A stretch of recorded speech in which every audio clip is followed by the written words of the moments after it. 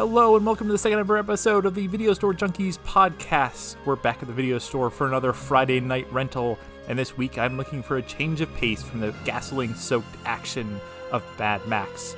I see the other junkies are over in the comedy section, so let's see if they have any suggestions.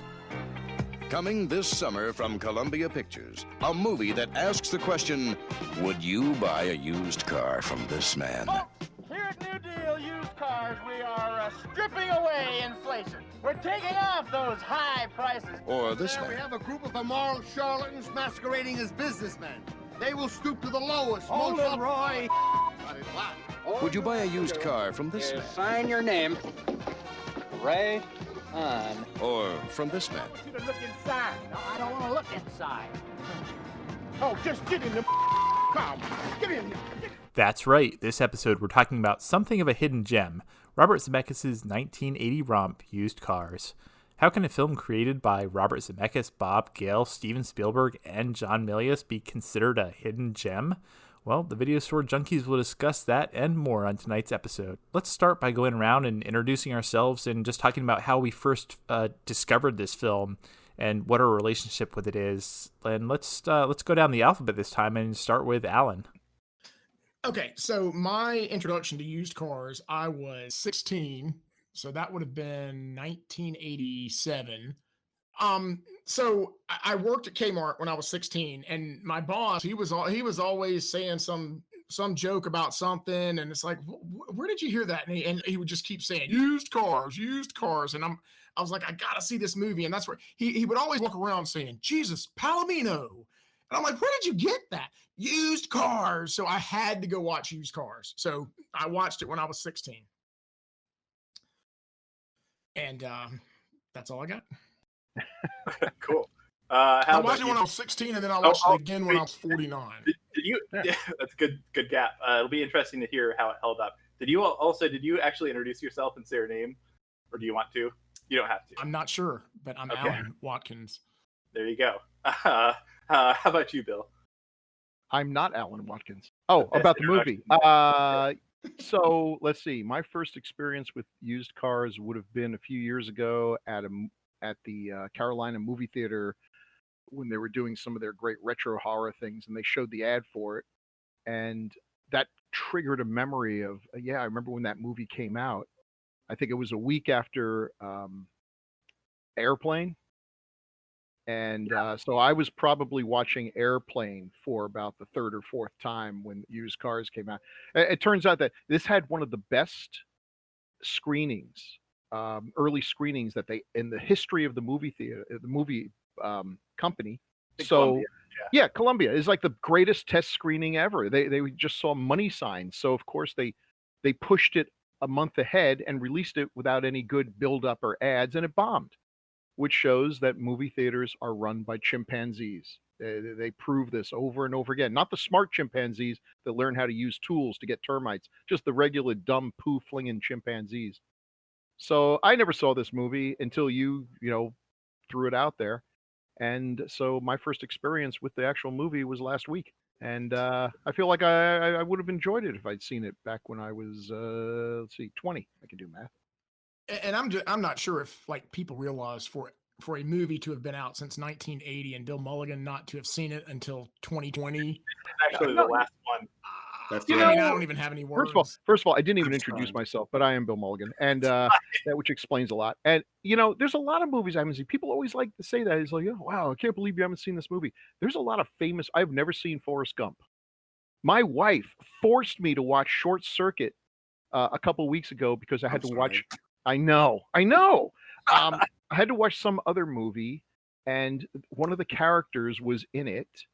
And so she said, "Oh my God, he's in Short Circuit." And I stupidly said, I never actually saw it. So she made me watch it. And it, maybe if I'd seen it when I, at the right age, which I'm thinking is when I would have been 4 or something, that would have been like the greatest movie ever. But then I would turn 5 and realize what a piece of garbage that was, Anyway, Used Cars I liked quite a bit. Cool. Moving on. Well, how about you? I have no clue when I first saw this. Sometime between 1980 and probably the mid 90s, mid to late 90s. I'm not really sure. I know I didn't see it in the theater because, like Bill said, I was like Airplane, Yeah. and then Used Cars. What's that? But I saw it, caught it on either home video or DVD or cable or something, some multiple times since then, and absolutely loved it. I mean, it's eminently quotable. It's got such a great cast. And it still holds up. So, uh, yeah, I love this. So, Bob Cardulo, by the way. So I forget that sometimes. That's why it's sewn into my label of my shirt. Anyway, yeah, there's where are we with that. How about you, Renee? I have not. I have seen this movie now. I was going to say I have not seen this movie. What are you doing here? Just grammatical error on my end. I just watched this movie for the first time a couple weeks ago with Paul, and it was good. It was, kind of what I would refer to as a giggle fest. I think I laughed from the moment it started till the moment it ended. It was just kind of a good all around movie. I really liked it. And again, same, echo the same response. Great actors. Toby the dog was probably my favorite in the movie. But yeah, it was great. I liked it. Cool. Well, yeah, I think I was actually, I had Toby on my notes to talk about one of the best performances in the film. A film filled with great performances. Yeah, so I'm Zachary. I'm one of the obviously many hosts here. So I remember seeing this. I remember this being on my list in like the mid 90s when I first started getting into like film and watching, like understanding that, directors had filmographies. And so I definitely, I had seen the Back to the Future movies. I loved them. And then I remember wanting to kind of watch everything that Robert Zemeckis had done at the time. And I recall I lived in a small town where, if you had like 2 video stores, and if they didn't have the movie you wanted to watch, it was kind of hard to get your hands on it. So I actually remember finding a VHS copy of this in a thrift store at one point and being very excited and thinking it was absolutely hilarious. Yeah, so it's actually kind of funny. I think, Bill, you mentioned this is kind of, I think, do you guys think it's inappropriate to call this kind of a hidden gem of a film? Because I feel like this is a movie that is not really talked about or discussed, especially when people talk about like their favorite 80s comedies. I feel like this never comes up. I think it's a great example of a hidden gem. It has, it has a small cult following. It's with a bunch of people who went on to bigger things. So you get to see them. Oh my God, Kurt looks so young.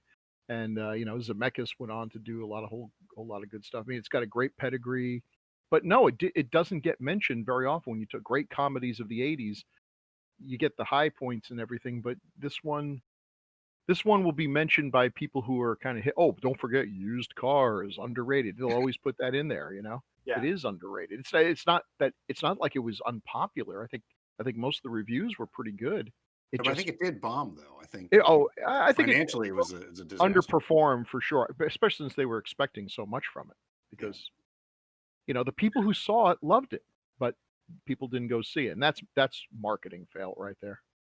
Well, another thing with films in this era, 1980 is kind of a weird time, because in 1980 we did not have a VCR. So, and I was 10 years old. So if I was going to go see something, it would be at the theater. Now, at 10 years old, I would not have gone to see this movie, right?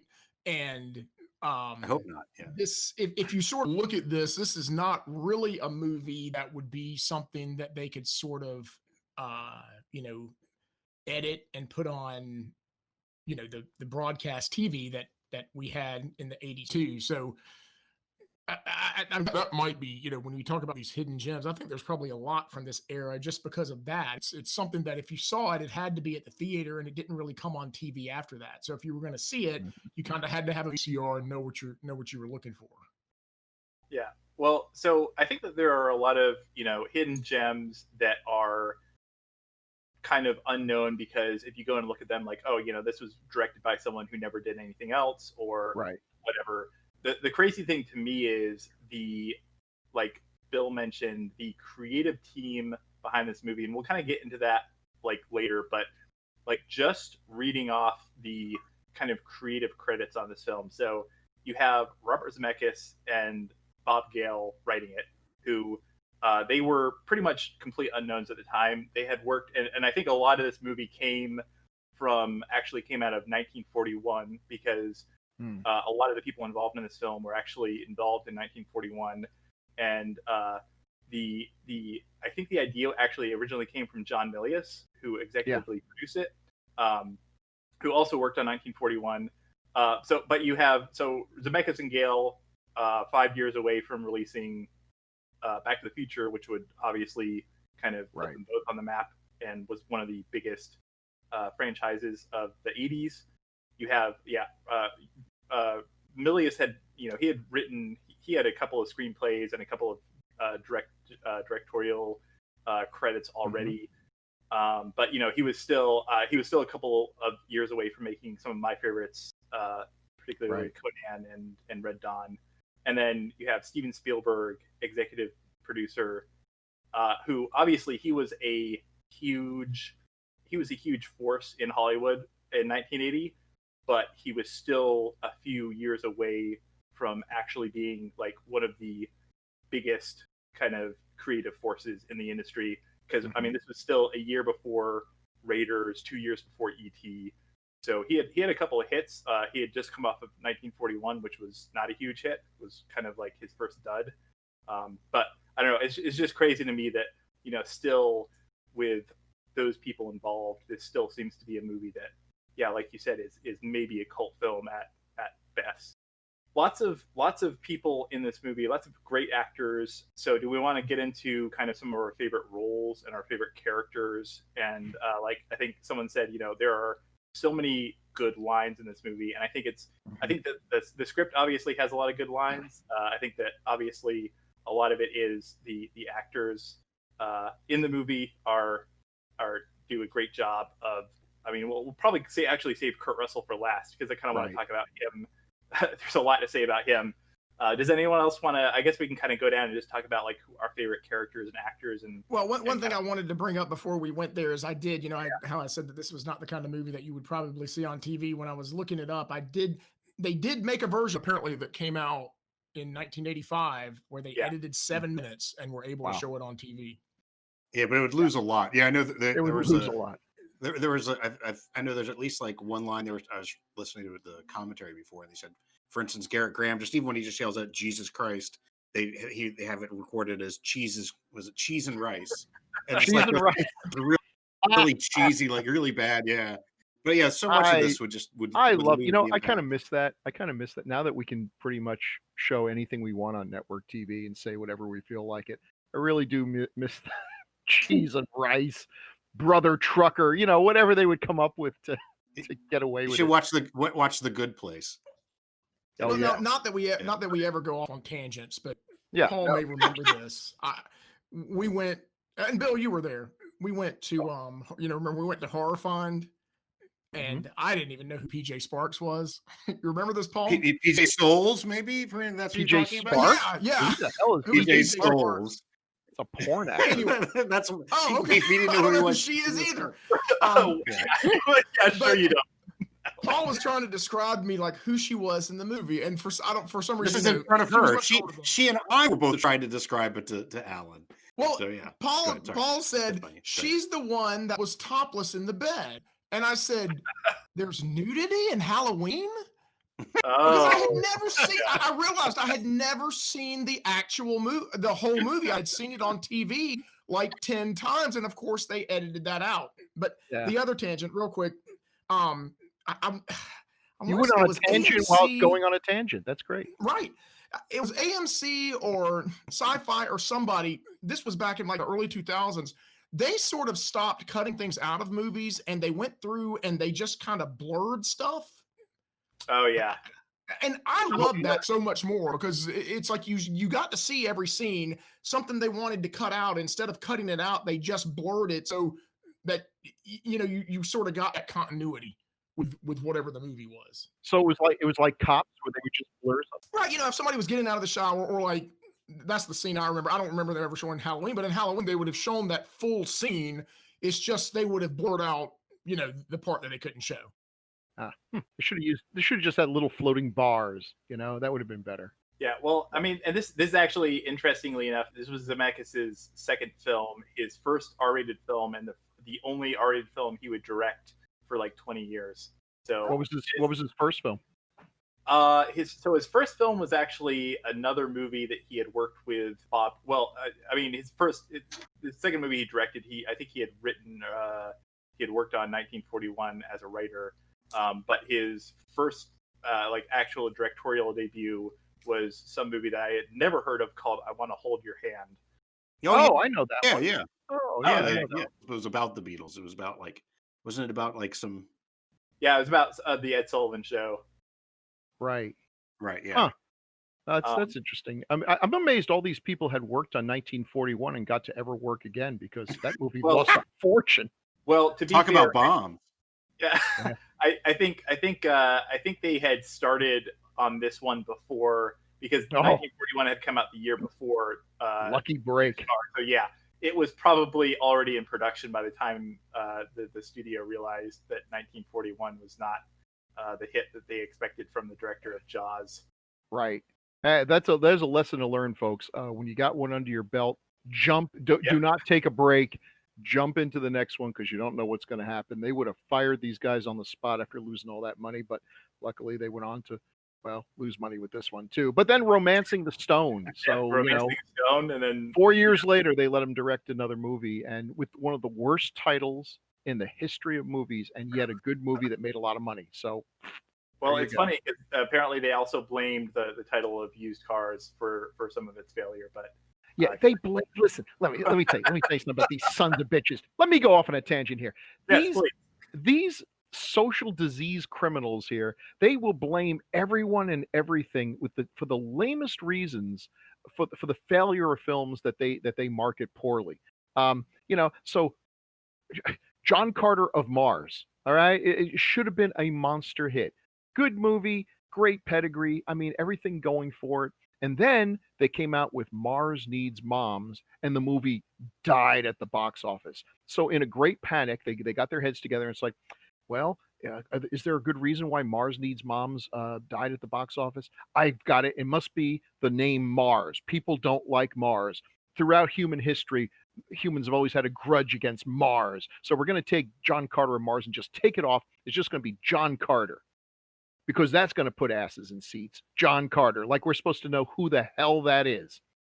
John Carter of Mars, it's like, his name's John Carter, but more importantly, this takes place on Mars. I'm thinking science fiction, fantasy, swords, something good here. Nope, they took that away. And then, of course, that movie died. What a bunch of idiots. When obviously the reason why Mars Needs Moms did not appeal to any kid whatsoever is because of the word moms. If they want to see their moms, they can just open their eyes and open the door to their room, and there she is, mom. You're not going to go to a movie to see a movie about moms. Well, it also could have bombed because it was a shitty movie too, admittedly. Because lots of shitty movies make money though, but they're smart enough not to put mom in the title. Stop, or my mom will shoot. Boom, dead at the box office. Give me a movie with the word moms in it that made money. Throw Mama. Mom's Night Out. What? Mom's Night Out. Okay, give me a non-porn movie with the word mom in it. It's not a porn movie. Evie Sparks is in that one, I think. Yeah. Speaking of Carters, who stars in Used Cars? Former President Jimmy Carter. What did we think about his performance? Any thoughts on that? Let's try to bring it back here. I thought they fitted in really well. Actually, interestingly enough, no. I think it's one of his best performances. But hey, how about this? I forgot all about him being in the movie. I thought you just mixed up Jack Warden with Jack Carter. No, not Jack Carter. Okay. Jimmy Carter. Jimmy Carter. There you go. I don't know who Jack Carter is. He was the president at one time. Wait, did I say Jack Carter? I don't know. No, you you did. Carter. No, I thought that's me. I'm the one with that issue. That's fine. Hey, Yeah. how about Deborah Harmon as Barbara Fuchs? I had never seen her in anything else. Mhm. Apparently, she did a bunch of television. Never really had any other big feature films. Maybe because of this movie. Apparently, retired from acting and became a realtor. I think I really like her in this movie. What do you guys think? Yeah, I thought she Yeah. was good. So I think I love her performance when she first shows up. I think that she is. I think there are a lot of like kind of wacky. Obviously, like Kurt Russell is very wacky and manic and overstated. I think she does a great job of having a lot of kind of comedic expressions, and she kind of has. I love the fact that when she shows up for the first time, and she'll kind of like Kurt Russell will be saying something to her, and she'll kind of have this like almost naive, open look on her face, and then she'll like say something that is like very kind of cunning and kind of catches them off guard. I don't know. I love their. I think that there's actually. I don't think the character is great, like in terms of how how she's written, but I think she actually does a really good job of kind of having that chemistry with Kurt Russell. Yeah, I liked her. And she didn't do a whole lot, along with the actor that's my favorite in this movie, Garrett Graham. Some folks you look at me like, why is this person not a household name? But I think the issue is Deborah Harmon is a good actress, but she doesn't have that certain undefinable star quality that you see sometimes in actors doing their early, you see an early Sissy Spacek or something, and you're like, there's something there. She's the prettiest woman in the world. She's not the most glamorous woman in the world, but there's something about her. She's got that it quality. And I don't think she has that. That doesn't mean she's a bad actress, but I can see where this wasn't a launching pad to bigger roles. But the character didn't give her a whole lot. This is the most reactive character in the whole movie, with all these other characters that are, dominant and and her role is basically to kind of be the normal person in all this. And that's not really a great role when you have all these other cartoony characters bouncing around being archetypes and everything, and you're just sort of, like you say, a little naive girl next door kind of thing. I thought she did the role well. I think she was very believable. Kind of actually just like what Bill says, a little rough when you're playing the straight man, amongst all these people. I agree. I thought, I didn't recognize her at first, but she was in one of those 80s family sitcom shows that I'd watched as a kid. I completely didn't realize it was Just her. the Um, 10 of us with Heather Langenkamp. Yeah, yeah, it was just the yeah. 10 of us. God, I forgot Heather Langenkamp was in that. Jiminy crickets. Oh, wow, you're right.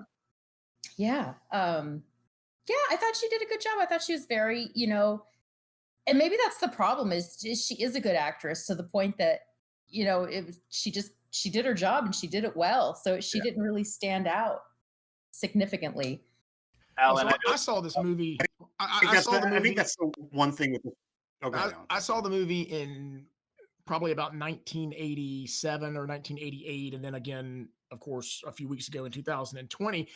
And I don't know if it's to her credit or not to the credit of the movie, but I kept thinking, like, when is the girl going to show up? When is the girl in this movie going to show up? Because when I remembering the movie, I don't really remember the part before she got there. But and maybe it's because most of the action is after she got there. It's just when I watched the movie, my wife was watching it with me, and I kept telling her that a girl's going to show up and they're going to do this, but it just seemed like a long time before she showed up, because I remembered the whole movie being about her and Kurt Russell doing this.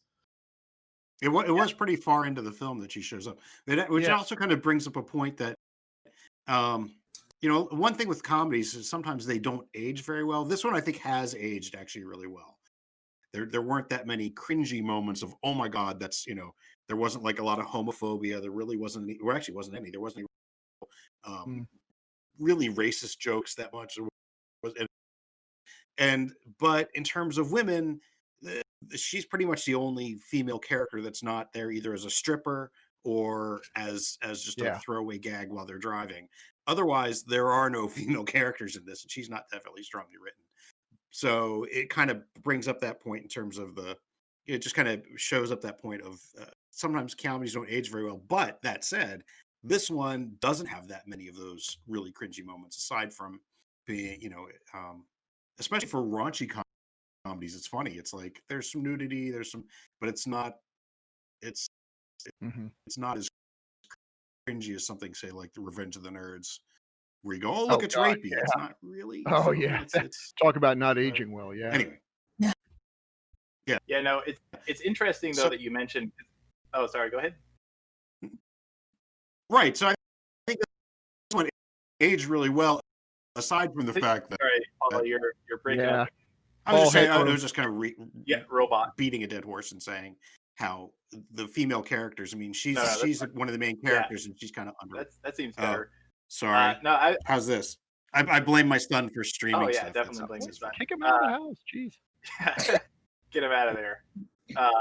Yeah, I think actually, Alan, one of your point about having a really kind of long intro to her showing up, I think actually highlights one of the problems with this movie is that there are maybe too many subplots or like Yes. things that they're trying to shove in, because you have the scene, like obviously you kind of have the intro. The first part of the film pretty quickly sets up the Kurt Russell wants the money, he wants to run for the state senate.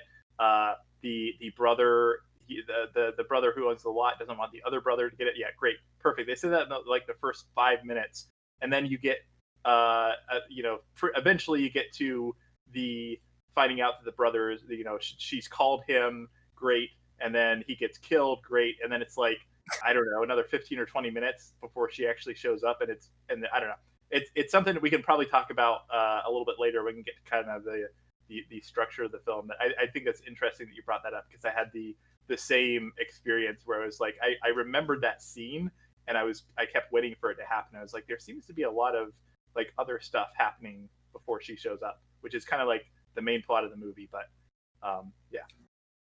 No, I think you've nailed exactly the big. I enjoy this movie, but I think the biggest problem with it is that there are too many things going on. They're juggling too many balls at once, and this is maybe a holdover from 1941, which had that problem on steroids. And I guess they were thinking, yep, that one's going to be a big hit, and this one will be a smaller version of that. And it's just the best ones are fairly simple stories. There's a simple premise, and then we get the comedy from that. This one just it's all over the place. You're not really sure where it's going. It doesn't follow. I mean, I'll give it credit. It doesn't follow the simple save the cat, how to write a screenplay 101 formula, and that's kind of good. But then you start realizing there's a reason why these formulas are used, because they give you a good skeleton to hang a story on, and and then you add your characterization, which is great in this, and the good lines, which is great in this. It has all the elements, but I think you've honed in on the problem that the story structure itself doesn't lend itself well to what they were trying to do. Yeah, it's kind of funny too, because very often, speaking of like formulas that work, I mean, Back to the Future is often held up as one of the templates for, if you want to write a successful Hollywood screenplay, follow this. So, like, obviously, Bob Gale would go on to write that and the other Back to the Future movies, and so he obviously kind of created one of the best known examples of that. But I think that this early on in his career, and I guess Robert Zemeckis' career, they were still kind of learning, I guess, the ropes on some of that stuff. Doesn't this sort of give you the feeling of like some of the early Brian De Palma films? There was that style, that 70s style, young filmmakers coming in, where they were kind of breaking the rules and sort of playing with the tropes and everything. I mean, now of course Animal House almost seems tame in comparison, but that was a mind-blowing change in comedy when it came out. But sometimes it worked better than others. I find most of Brian De Palma's early films, the comedies at least, unwatchable now. Phantom of the Paradise is still great though. Yeah, it's kind of interesting too, and again, I think we'll talk about this a little more later too. But like, this was from an era when comedies were not necessary. I feel like now, if you watch it, like if you show me a clip without sound or even a shot, like a still shot from a comedy, I can tell you, yeah, that's a comedy. That's a comedy film. And this was from an era when people were making comedies not necessarily as like, oh, we're going to shoot this as a comedy. They were basically making films that had the same production values. And like, I think this is a very well made film. I think it's well shot, well edited. We'll talk about, the guy who edited this movie went on to edit all of Steven Spielberg's movies pretty much. Oh. So, That's a good yeah, pitch. so there's a lot of good talent behind this. But I think that's an interesting point that, yeah, it's not done as, even though this was obviously a film that the studio had put money into because they expected it to do well, it doesn't feel like nowadays what you expect from a kind of studio comedy. Right. So you mentioned another actor. I think it's a good time to talk about probably one of the characters that I think works the best in terms of so even though we kind of jump from plot to plot and there's not that tightness that I think Bob Gale would go on to exhibit in future films, but one of the characters that I think works best because they kind of establish some of his quirks and they keep coming back and being relevant to the plot. Garrett Graham as Jeff, who I think is absolutely hilarious in this movie. The one thing I remember pieces of this movie from when I watched it, like 20, 25 years ago. But the one thing I always remembered is when they're filming the commercial, when he's dressed up as a cowboy and he's just like, these prices are too high. The $2,400 too fucking high. I watched this movie and I actually disagree with you, Bill. Anyone who's seen Child's Play 2 knows that he is a household name.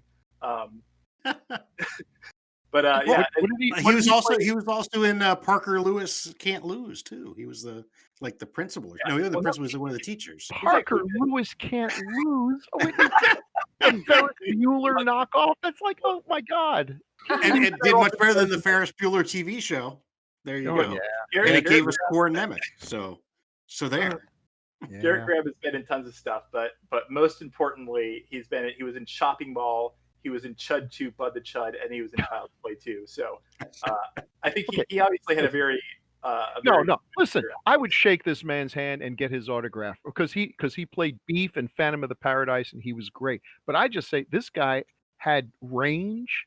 He was good looking. He could play a leading man. I don't know why Hollywood didn't take advantage of what I thought. I think they had a real. I mean, Kurt Russell's got star quality written all over him. You see that, boom, as soon as he looks at you, bah, you got it. But Garrett Graham, I think, had it too, and arguably a better actor. It's but Hollywood's weird.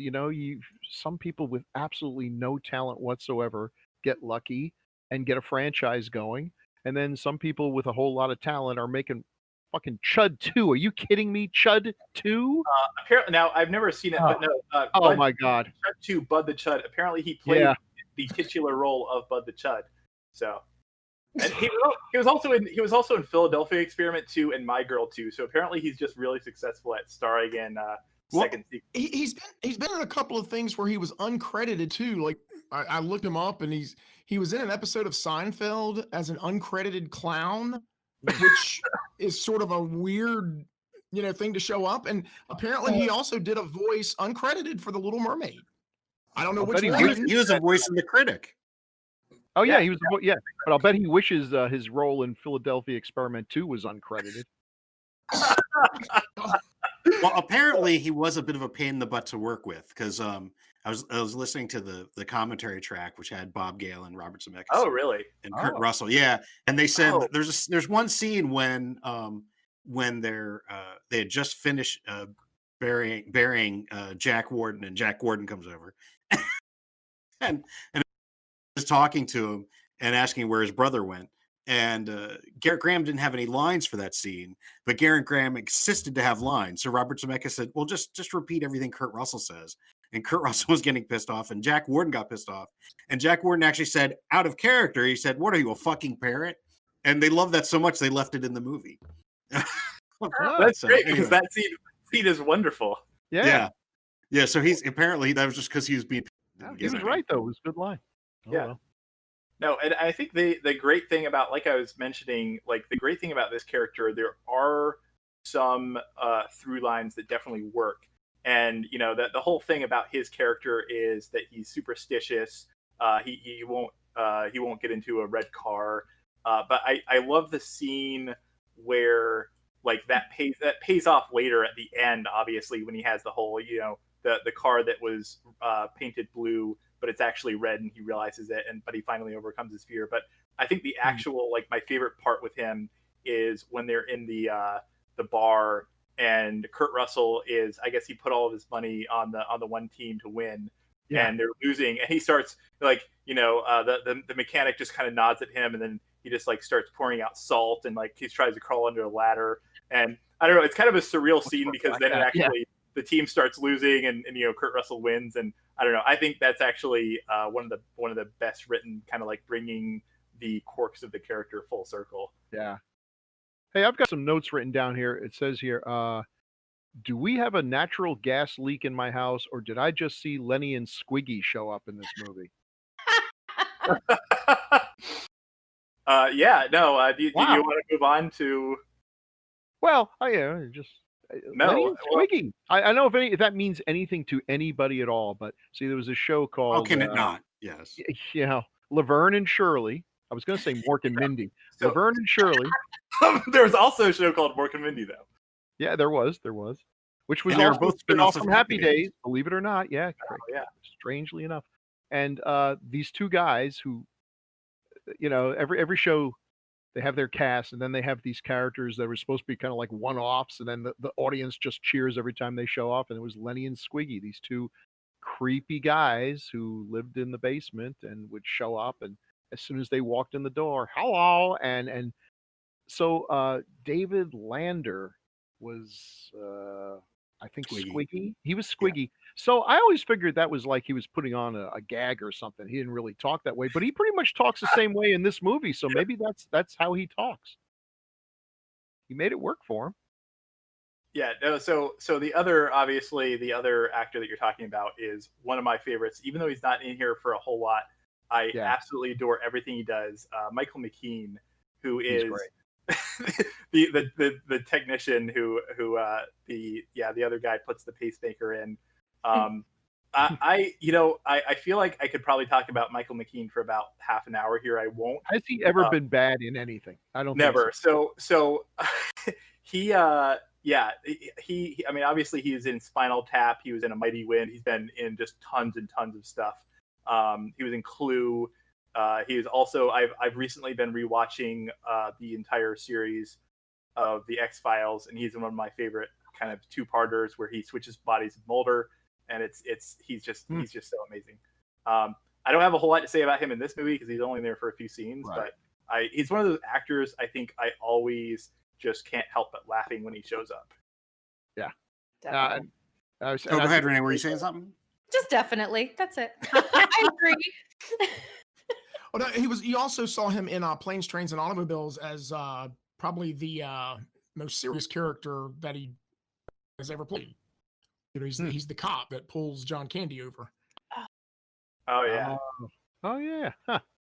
Well, they work as a good team in this. It's a fun kind of little duo that plays it fairly straight for the weirdness that they are in terms of the hacking into the president's address and the hacking into the football program and again, like as you mentioned, the whole part about if I could build and install a pacemaker in this man's body, $12.95 list, and they just did this. It's just like played completely straight and like nobody like questions it. They're just kind of like So it's a fun little gag, and I think at that point they were fairly well known for Lenny and Squiggy already, weren't they? In terms of this was I'm thinking they when had was I feel like that was a 70s thing. This was like I think wasn't Laverne and Shirley like late 70s, 77, something like that. So anyway, I think it was almost like a cameo for them, but I Yeah, feel this the was a same fun way bit.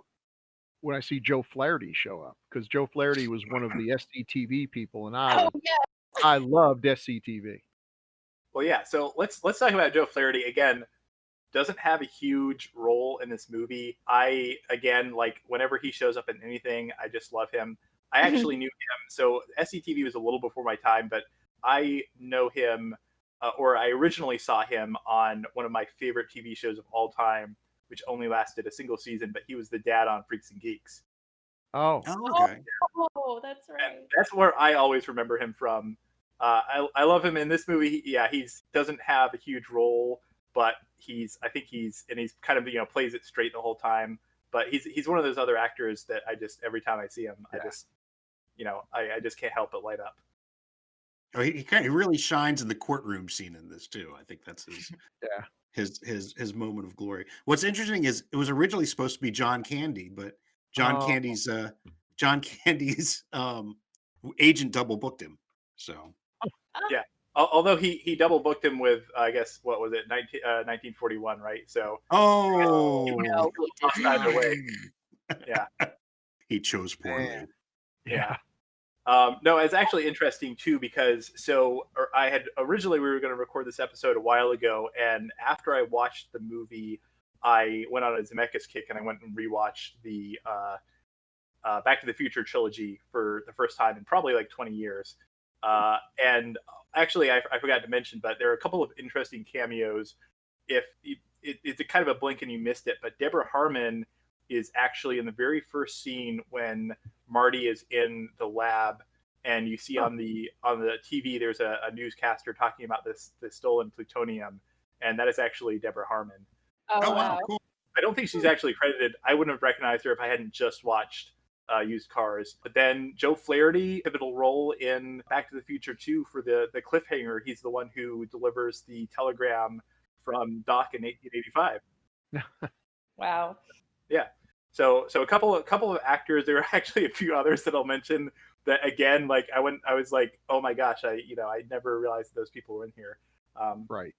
But yeah, I think Zemeckis, he's not quite like certain directors that use the same actors over and over and over, but you definitely see the same people pop up in his stuff occasionally. Yeah, well, he has a good sense of picking maybe someone a little unexpected who works. Like, I don't know, if I were looking for a judge, it wouldn't even occur to me to think of Al Lewis. Al Lewis Grandpa was Munster, perfect. yeah. Yeah, Al Lewis was perfect. But he's so stereotyped as Grandpa, and all his appearance. He was very popular on the Howard Stern show around this time, and it was a real character off the screen. But he's great in this. He underplays it, which is not the thing you'd think of for Al Lewis. You'd expect he'd be chewing up the scenery left and right. He's fine in the role. He's actually really good, and it gives you when he comes on, of course it's Grandpa Munster, but he's playing a completely different character. He's not camping it up, and there's an interesting thing sometimes when actors do get typecast, but you cast them anyway, and it works. We were aware it's Grandpa Munster, but seeing him play a judge, I don't know, it gives you a warm feeling. I'm glad to see the old guy still got work. He's The warm funny. feeling with the little mini guillotine and such on his yeah. on his It's desk. actually, it's funny you mentioned that. I have never seen I don't think an episode of the Munsters, because again, What? that's kind of before my time. Yeah, I know. But here's the thing: when Al Lewis showed up, I was like, oh, it's it's Grandpa from the Munsters. So I've never seen a single episode, and I still know. Before you, I'm not sure I've ever seen a full episode all the way through, but I know all the characters. Yeah. Listen, there's not a living soul on planet Earth who can't say King Kong was before my time, but you got to watch the damn movie. Fair enough. Says the man who hadn't seen Used Cars before. Oh yeah, got him. Right. Got him. Also, the only one that, like, when you see Al Lewis in color, you barely recognize him. You have to like. Well, No, I went just me? I went to go see the Munsters movie, which was in color, so I got to see all of them. I don't. It's like I always see him in black and white. Everything I see him in is black and white. Maybe because it's always on the Munsters, but Maybe it's yeah, because you have a just- black for and me, white it's TV straight- set. We didn't get a color TV set till I was 13, so everything was a black and Oh, white to wow. me. Yeah, the Angry But yeah, Red I Planet. always- It was a black it's- and white. I had no idea. It's always weird when I see him in color because I just, when I think about him in black and white. When I dream about Al Lewis. You often dream about Al Lewis. It's always in black and white every night. If I have a dream about Al Lewis, I will let you know if it's Yeah. black and white or color. Sometimes Joey Bishop is there watching. Oh God. Oh. And suddenly it's an episode of the Gilbert Gottfried Show. Oh, man. Well, hey, moving on. If we have nothing else to say about Al Let's get Lewis. away from that. No. Yeah. So there's another. Before we get to kind of the two big ones, there's one other actor I wanted to mention, and this is actually kind of probably one of the things I think I can fault this movie for. Even though it's kind of a product of the time, but I love him in this movie. But Frank McRae as Jim the Mechanic. Now, I love him as an actor. I think he's amazing. I think he's pretty funny in this movie. I think one of the only things that really gave me pause when I went and rewatched this, because I definitely, none of this occurred to me when I was watching this when I was 15 or 16.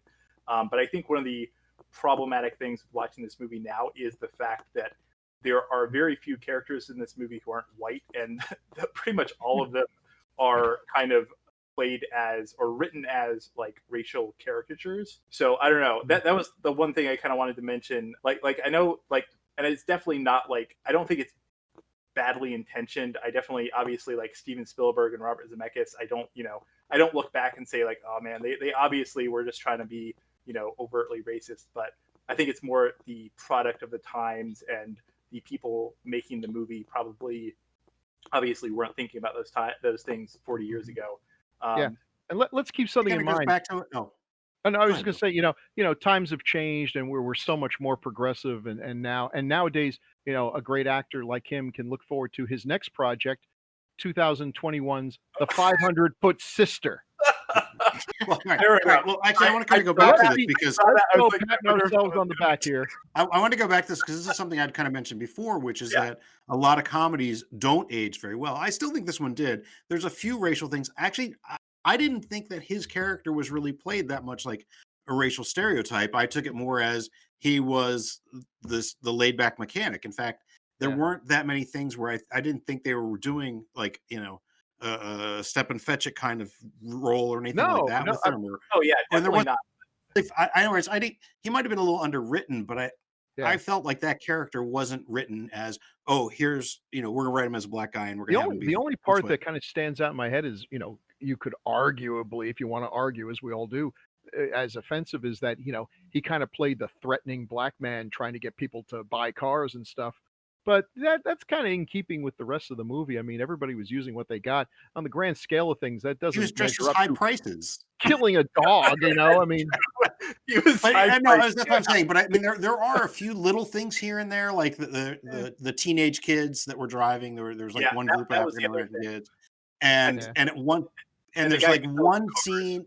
There's one scene early on where Kurt Russell keeps changing his last name and the way he's talking depending upon the ethnicity of the people he's with. But that kind of ties to the fact that character is kind of a jerk. Yes. Right. But what I'm saying is overall, there really weren't that many moments of it. I mean, you go back and watch almost any other movie from the 80s or something, or oh my God, don't go back. If you have access to you're dying. You're going National Lampoon magazine. Somebody read DVD with all of them on there. Don't read them. They're what? Am I a robot? But you missed it all. Beep bop boop bop. Beep boop boop. How's this? Am I better? Am I coming? What was it you through were now? crashing? All right, that's okay. I was just ranting. I was saying. You start giving a long list of things, it sort of cuts you off. Then I'll talk. Slowly. It's like watching a Charlie Chan movie and just when he gets to and the killer had to be beep bop boop bop and what was your point? What was the thing we need to avoid? I was just saying. We will never know. Whatever you do, don't go to National Lamp. I'm breaking up again, aren't I? Oh, National Good. We're in a Charlie Brown cartoon all of a sudden. That was the idea. Oh, I think the old National Lampoons are some of the funniest damn things on earth. They're terrible. Oh my God. Yes, terribly Makes funny. me hate. I mean, I was reading. I give Those up. things were meant to be offensive when they were written. I mean, that there was this is not something that's aged poorly. It is exactly and precisely what it was when they published it. But They it's were not going for that. funny. That's what I'm saying. Well, I've gone back and read them, and I was like John Hughes. It was like, oh my god, this was just there's yeah.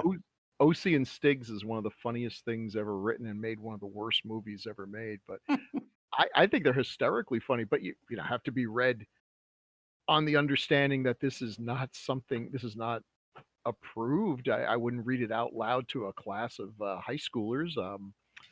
But I mean, in terms of just comedy structure, yeah, they're funny. I mean, Animal House is the most offensive damn thing ever made. Still, I'm not funny. talking about the movie. I mean the just the magazine. But Yeah. Okay. Yeah. I agree to disagree on this. I agree to disagree. Oh. Yeah, well, and I realize how maybe a little bit ironic it is to have five white folks talking about the racial sensitivity of this film. But hey, back to my point. Frank McRae, I think he's a great actor. I think he's great in this movie. I love. He's been in a ton of stuff. I love him. I think that the other thing that I knew him from was the chief in Last Action Hero, and I actually didn't realize that was him until I went back and watched this. Or that it was the same person, but yeah, I don't know. So yeah, anything else about any of those folks before we go and into I think the two kind of I guess main characters. I know we've mentioned him a lot, but Jack Warden. Oh, actually, I was going you. Oh, sorry. You said Go ahead. any more things, and then you didn't give a. Oh, actually, we were talking about ethnic stare. We were talking. Yeah, you're right. Tell your son to I go need to hook up in like 360. Yeah. I'm going to have to find another room to or plug this in. Unfortunately, where I That's fine. normally would. Well, it's a long story. Anyway, Frank McRae. We're talking about. Wow. Oh my. Wow. Stereotypes So, and while Paul tries to get his thought out, the guy who sells them the cars and wants to sell them the guns and all there it this. Just a side note. Am I back? Yeah, Am I gone? Sure. All Let's right. go with that. Speaking of racial stereotypes, Manuel, the guy who sells them the cars and wants them the guns. Yeah. Well, no, that was the other. Yeah, that was the other guy I mentioned. Yeah, he's. Go ahead. He's actually goes on to be a fairly well respected director. He directed Like Water for Chocolate, and there's a couple other movies that I was like, wow, okay, it's kind of neat. So it was like just kind of funny that. So he directed a went on bunch to of do movies that that we from will being never Manuel. ever cover on this podcast. I mean, we could do a Like Water for Chocolate episode. All right, well, moving right along here. How about Jack Warden? How about that, Jack? Someone save us, Renee. What do you think about Jack Warden's performance in the film? Renee's here to save us. 1980 film. Jack Warden did an outstanding job playing himself and his brother. That's one of the things I miss in movies today is that you don't get that kind of lame doppelganger character. Like, oh, it's like, it's obviously the same guy, but this one has glasses on. Or like we put a fake mustache on this guy and they're suddenly a different person. That I really miss. She's obviously not seen any of the movies that we make where same All guy plays characters like play 10 by roles. Shane. Yeah. Think about it. I like that part. And my appreciation of Jack Warden is from the Twilight Zone. Yeah, so that's I know he's been in a lot of things, but that's where my mind goes every time I think of Jack Warden. Yeah, I mean, he's been in a ton of classic films that I don't think I've actually seen. He was in 12 Angry Men, All the President's Men, Being There, From Here to Eternity. He'd been acting for obviously decades. I do think my favorite thing about his role or his roles though is he does play them very differently, and I don't think I realized when I watched this film like back in the day, I don't think I actually realized that he played both roles. Which, oh wow! I mean, this was back when I was going to bring that up because I had to show Trisha, I had to show her the credit in IMDb for her to believe that it was the same actor. Oh, that's impressive. No. That's impressive. she would not buy it. She's like, no, that is a different person. I'm like, no, I said, it's funny. It's the same guy. They're brothers. You never see him, I had to show her the credit. Well, because he was good in both roles. I mean, he was a sweet, kindly old man, and he was an absolute horse's ass son of a bitch, and he sold both characters pretty well. So yeah, he's one of those guys. It's interesting if you look at his career. He had those great movies early on, and then like the '60s hit, and the movies changed, and they're not, you fall out of favor. But you just make every dang TV show there is. He's was there any show that he was not on at least an episode or so, and then you hit an age where now you're old enough that you're never going to be cast as a leading man again, but there's a lot of good a lot of good role for old cranky guys who seem familiar and know their acting chops, and he's working again up till the end, I guess. So yeah, he had a great career. Yeah, I think he had obviously like he's kind of chewing the scenery, so to speak, as the one brother. But I think he actually like his role as the brother that owns the lot that Kurt Russell's on. I cannot remember the names, which one is which, but I think that some of his scenes were actually some of the best in the movies and some of the best acted in the movies. Like the scene where the mechanic is basically going to try to come and kill him, but he's just gotten the call from his daughter. And he comes out and he's just like ignoring everything the mechanic is saying and just, I don't know, musing to himself. I think that was actually really well played. I thought it was like really touching. There's not a lot of like really touching scenes in this movie because it's mostly a madcap comedy, but I really actually like that scene. And I think he was a great actor. The sad thing, he should have played the daughter too. Oh, God, that's fun. With the whole wig. family. That's awesome. That's what Eddie Murphy would do. The sad thing is, I'll bet anything that he made more money from the residual checks from Problem Child. He was in the Problem Child movie, than he did from Here to Eternity or any of these others. I mean, that's that was probably the best thing for him, and get caught in this horrible series, these awful movies. But hey, we're gonna make another one. Okay. Well, anyone else have any thoughts about Jack Warden?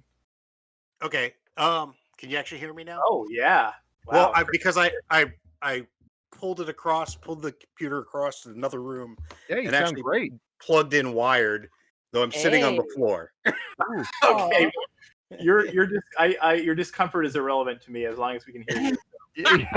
Anyway, how can you guys talk about Jack Warden without talking about having the absolute best death scene well, he had two death scenes in this movie, but the best death scene ever with the best line ever is in this film for him. I mean, just to set it up for people who haven't seen it, then if you haven't seen it, what the hell are you listening to this? When he's sitting there and he's got heart conditions when he's playing the good brother, and he's being driven around by a lunatic from his brother's his brother's dealership, tries to give him a heart attack, and basically does. So he's sitting there having a heart attack in this car after they completely trash it. And meanwhile, Kurt Russell, he switched to Kurt Russell, who's trying to sell a car to a guy, and the guy's haggling with the price, and the guy's like, look, $50 never killed anybody. And Kurt Russell's like, no. He's like, come on, he keeps saying $50 will never kill anybody. And Kurt Russell's like, fine, I'll show these numbers to my managers, but gonna have a stroke. And he walks out, and all of a sudden, Jack Warden comes in foaming at the mouth, has a heart attack, and is dying. And the guy's like, oh my God, no, here. But what's great is if you watch that scene, his character still is dying on the floor. Kurt Russell's patting him on the chest. The guy pulls his money out, and Jack Warden still grabs the money, even though he's dying. So. Nope, anyway. That's true. Yeah, that is one of my favorite gags in the entire film because of the way that they set it up. So yeah, good call. Glad you could join us back. Yeah, sorry I was. No worries. Through the magic of editing, no one will. We're gonna cut you completely out of this podcast. Up until or you'll just edit this so I keep sound like that. Anyway. That would be funny if you edited it so that his words are always coming out backwards and the rest of us are just understanding it somehow. Yes, all good point. Well, hey, TV shows that Jack Warden appeared on. One show that he guest starred on was The Fugitive. And you know what other actor guest starred on The Fugitive? I believe twice actually. Kurt Russell. Oh, Yeah. So that's what we call a segue in the industry. So I think we've covered Kurt Russell was in this movie? Yeah, what's that? Kurt Russell was in this movie? Yeah, it's a cameo. You blink and you miss it. No, so yeah, there are a few other cameos, but I think we'll actually let's go over the cameos real quick, and then we can talk about Kurt Russell for like an hour. So the guy in the bed, and I knew he looked familiar, but I had to go. Dick Miller, the guy who's having sex in the bed when the commercial's on. Wow. Yeah, I had to go look it up. That's Dick Miller. I saw Dick Miller was in this. I was racking my brain. Well, God bless him. Yeah.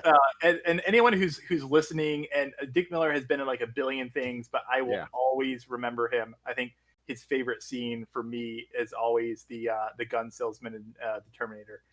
Yeah. But yeah, so I love that. Again, I think he was in 1941. So I think well, of course he was. Well, yeah, but I think that was another. There were actually a ton of people in this movie who were in there for a minute, but were also in 1941. So Dick Miller was kind of like a good luck charm for a lot of filmmakers. Of course, sometimes like in 1941 it didn't work, but you can only do so much. But yeah, he'll show up in these little roles because he was, first of all, he was just a great guy, and a familiar face, and wasn't gonna show up drunk or anything. Yeah, Dick Miller is one of the greatest character actors ever. Yeah, and he's sorry he's not with us. Yeah. I actually, for some reason, I didn't realize that he had just died like last year. But yeah, he's been in.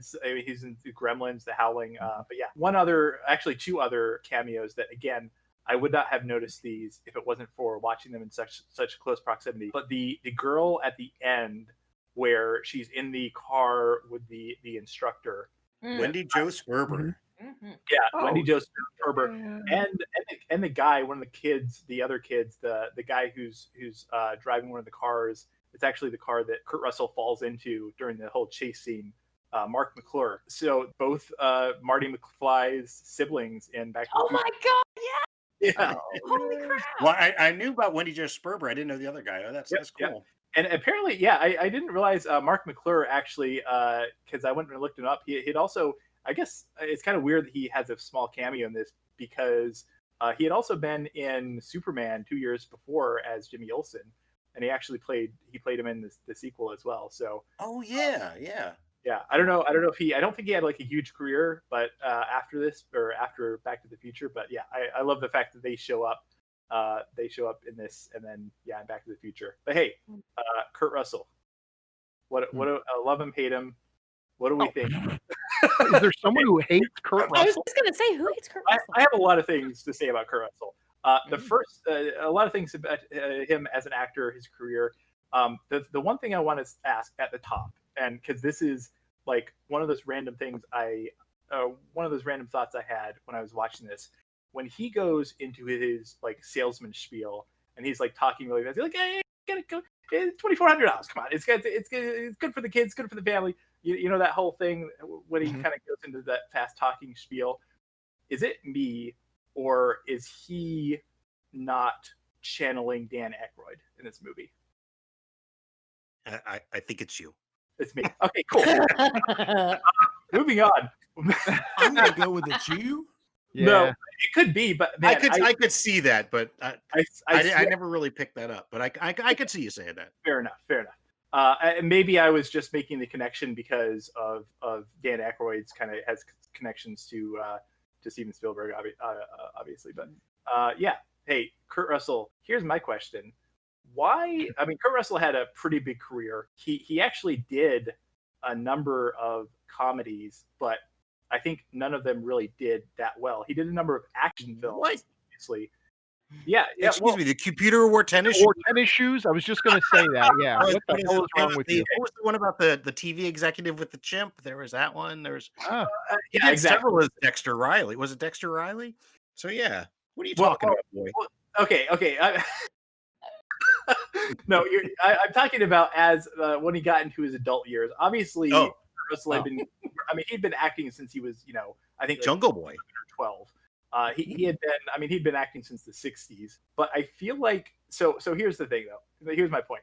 all of us consider Kurt Russell like an icon. You know, if you mention his name, we think of, The Thing, obviously a lot of Carpenter movies, New York.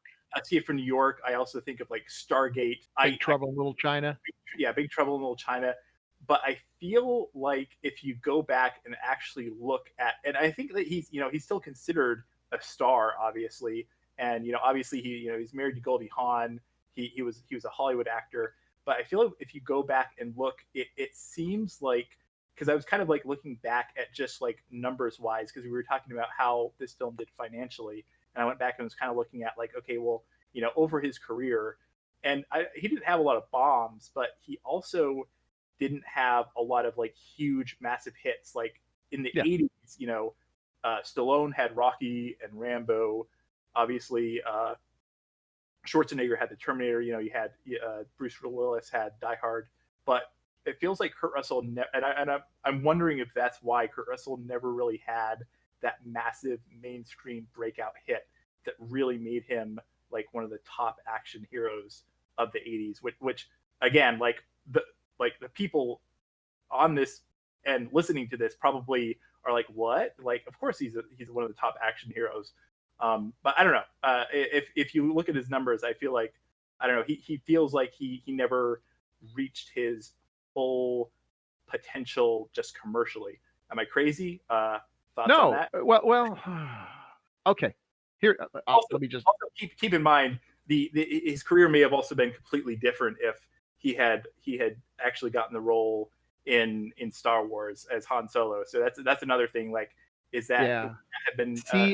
He would have been a great Han Solo. I'm not sorry that Harrison Ford got it, but I can totally see him pulling off this. I mean, you're right.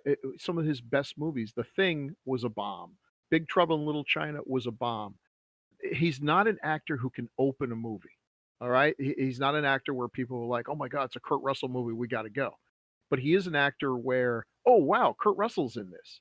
There's a difference. When people like him without necessarily being the kind, there's actors that people like and they can star in movies and they make the movie better. And there's actors where Tom Cruise has a movie, I'm there. They'll go see it and maybe it's good, maybe it's bad, maybe it'll do, but him just making a movie is a big enough deal that, that's a superstar. Kurt Russell's not a superstar, but he's a fun actor. He's aged well, and it's I'll just say this: one of the first movies I remember seeing in a theater, probably at a drive-in, was The Computer Wore Tennis Shoes.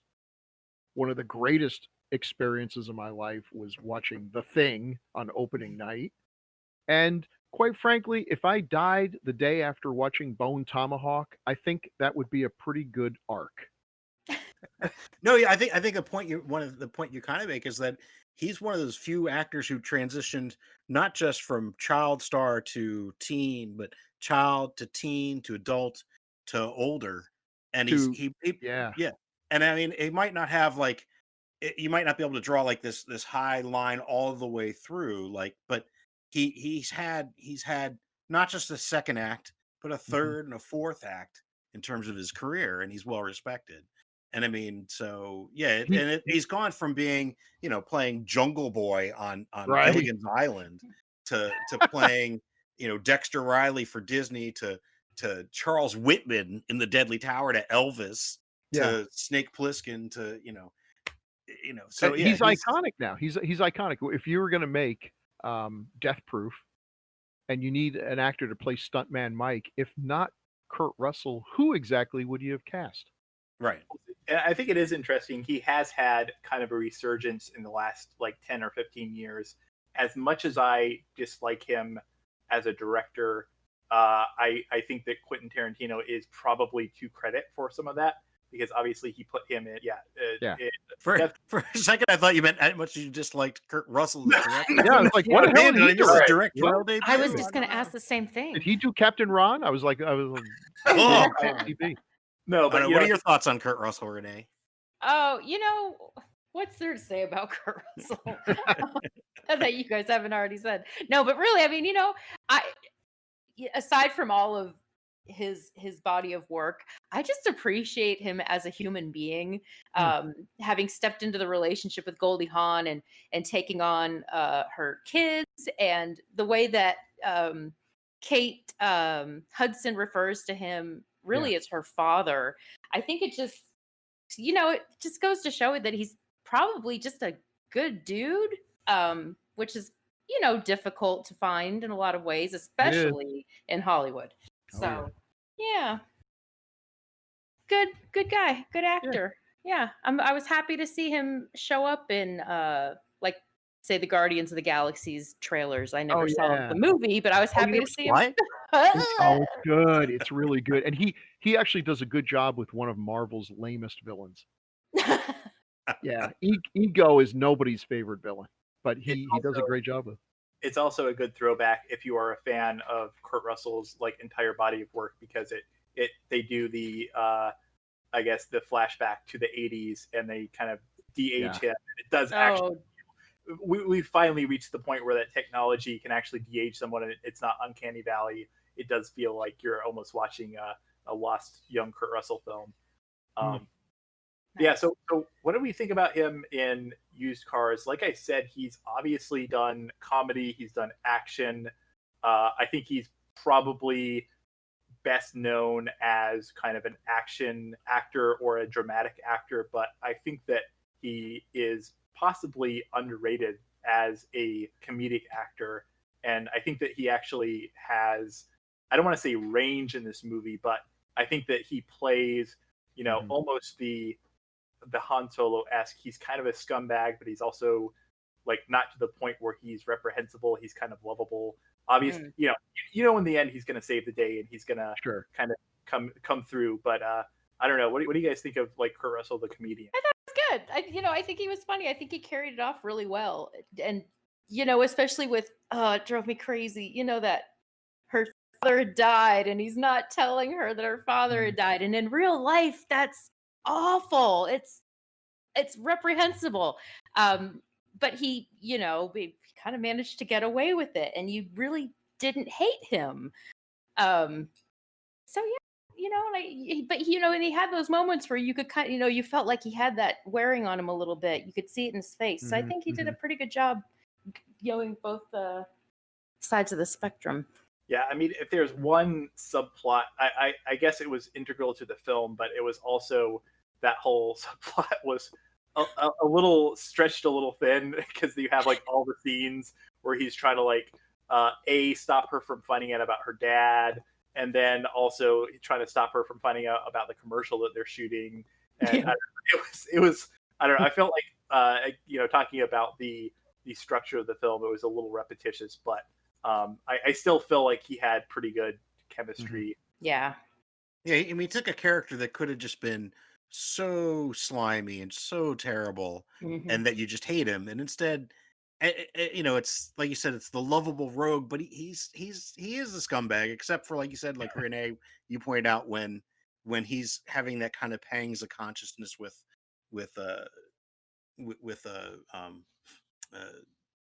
Deborah character. Yeah. And I think her character's so underwritten. I had to like what's her name? She's a Fuchs, but that's all I remember. But yeah, I mean, so, and he shows, and at the end he gives up his, well, I think he just temporarily gives up his dream of being in politics to to go off and help save her, and his dream of being like an openly scumbag politician. I think he saved that's a this certain movie theme. because he is an unlikable character from the minute we see him turning back the dial, selling people who need cars to get to work so they can earn bread for their family, selling them cars that are clearly going to break down within days. Dad's going to lose his job. Daughter's going to have to turn to prostitution. All kinds of bad things are going to happen because of this awful, awful guy. And his great ambition in life is to become an awful politician and take money and not perform anything and basically be like the real politicians we have. But no, I mean, listen, if a guy ran on that, actually, if someone ran on that, I'd probably vote for them, because it would be so refreshing to actually see someone come out and just say, yeah, I'm going to have my hands in your pocket, no doubt about it. But I'll occasionally get the potholes fixed, okay, yeah, man, you're honest. He's awful. He's an awful person, and yet he's Kurt Russell. So you're like, oh, but he says it with a grin, and he's got a heart of gold somewhere deep inside. That Not much though. Right. Not much. Yeah, That's- but what maybe it's just a good saves pull-up. him too is the brother is worse than him. So Yeah. it's Yeah. kind of like you're picking the least evil one to like more. Well, another thing is that it was either Bob Gale or Robert Zemeckis said this, and I guess it's a quote from Hitchcock that if the character's good at their job, the audience will love them anyway. And you can't Ooh. deny that Rudy Russo is good at his job. He's just so gleefully, this is how we do it. And he's so good at what he does that you're like, oh, okay, I kind of like the guy, even though he's Yeah. Yeah, I think he also has a lot of good moments, like when he finally sells the guy the car and he slaps the bumper sticker on it, hits the pothole on the way out, and he's like, that was a waste of a perfectly That good. scene. I love that scene. The kids fall out of the back of the car. I love that. Right, but It's here like doesn't my he put him favorite. higher up so he's like learned from his mistakes? Yeah. Well, Yeah. Isn't that what happens? Doesn't he put it higher up on the next car so he's learned from his mistakes? I think you're right. He's got an arc there. There you go. Yeah. I didn't even catch that. Because the mistake is not that the bumper fell off and that the kids fell out. It's because the sticker wasn't there. Yeah, I mean, there's a lot of little details like that in this movie, which are really fun to watch if you watch it again. You're just catching like those little tiny gags that they throw in there, which is nice. Well, yeah, maybe that's a good segue. Unless we have anything. I mean, like I said, I think we could do a whole episode just talking about Kurt Russell. But I think I'll stop myself, and that's a good segue to talking about kind of the plot, the writing, just the craftsmanship of this film. We've talked a little bit about the kind of creative forces behind it. Robert Zemeckis and Bob Gale, they were kind of a writing team. They had worked on 1941, and then obviously they would go on to work on, Back to the Future. It's kind of another thing I kind of want to talk about later is, man, it's so weird to me that Bob Gale wrote the Back to the Future trilogy, one of the most successful, most beloved film series of not just the 80s, but all time. And he's pretty much disappeared from just, I guess, like show business. I think what you mean by disappeared is he is like swimming in a swimming pool full of money like Scrooge McDuck. Yes, I mean, well, that's the thing too, right? You have plenty of people who obviously could retire after one or two films, but are still working. But I wonder if he was just like, "Yep, I'm done. I've made especially with doing Back to the Future 2 and 3 back to back, and I'm sure that he got like residuals, and he probably got far more than he did for the first one. And after that, he was probably just done. His last theatrically released film that he's credited on is Bordello of Blood. So I don't know if anyone remembers that one. But yeah, Did that have Dennis Miller in it? Was that Tales from the Crypt, Bordello of Blood? Was that the one? Or was that Demon Knight? No. That is the yes, that had Dennis Miller in it. Yeah. Which and Corey Feldman and Chris Sarandon and William Sadler. So hey, we need to do a Bordello of Blood episode. Obviously, great cast. Do we? Do we really need to? Yeah. Yes, we do. I think you raise a good point. Why do people disappear after success? I mean, obviously, we know why they disappear after failure. Nobody returns their phone calls. But when you have a big hit, do you just want to rest on your laurels, or is it? And this is my feeling. Working in Hollywood, maybe if you're a superstar, it's great, but otherwise, it's really not as much fun as it probably seems to people who aren't there. And you work your heart out, and then 1941 comes out and everybody literally hates you. It could just be debilitating. Being a writer, you're at the bottom of the totem pole when you're the writer. That great script, this is the best script ever written. I'm going to give it to my 12-year-old and have him rewrite all the dialogue. And you don't get to say anything. They just do it. You're out of the loop at that point. If you show up on the set, they call the cops. So, I could see just you make your money, you got your name there, and then you go find something to make you happy. And I don't know, Hollywood's just waiting to break your heart. Well, the funny thing is too, like Bob Gale hasn't disappeared in terms of like he's not a recluse. Like I think he still does interviews. He still, I think even up into like the 2000s at least, he was doing like conventions and stuff. I Oh know yeah. 2015 obviously was a big year for like Back to the Future, and he was giving interviews and stuff, and so it's not like he's not like Bill Watterson or whoever who's just disappeared and doesn't want to be heard Hey, from. can I just throw something out there? Yeah. Okay, listen. If you ever go to a convention and Mr. Gale is there, and you want him to love you and look at you the way you look at, go up to him and say, "I got a question to ask you," and just watch his glazed over eyes look at you, and then ask a question about used cars, and you will see that man's face light up like you won't believe, because he has just fielded 11,000 questions in a row about Back to the Future 1, 2, and 3. You know what? You're not wrong. You're not wrong. I am not wrong, because I remember Felix Sela, who the little person who does all kinds of good stuff. He was at a convention. I started talking to him, and all I wanted to talk about was the Manitou. And he would have talked with me all night because he was so tired about talking about freaking Ewoks. What was it like being an Ewok? What do you think it was like? I'm stuffed into a suit and it's hot and there's lights on me and they got me suspended in the air. It was a lot of fun. Let me tell you, being an Ewok. Geez, everything was dubbed. There's nothing you can say about being an Ewok. But the Manitou, yeah, we had a good time talking about that. Yeah, do that. Just find a movie that's a fun little flick that no one ever talks about, and talk to them about it, and they will appreciate you. They will love you for not making them tell the same damn story over and over again. Yeah, well, that's my segue. I do wonder. It would be interesting to hear him talk about this one, because yeah, we've been talking about structure and some of the gags and stuff, and even though the film doesn't I think we said that it has probably too much going on.